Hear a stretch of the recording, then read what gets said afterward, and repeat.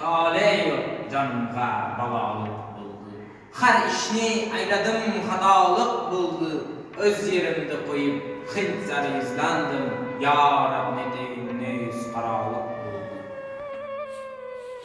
Buyuk bobojonimiz Zahiriddin Muhammad Bobur 1483-yilning 14-fevralda tavallud topgan.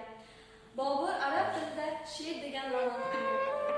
Tuz ah Zahiriddin Muhammad Bobur, yuz ah Zahiriddin Muhammad Bobur, sarishday ayishdin ko'nglimni zinhor, uz ah Zahiriddin Muhammad Bobur.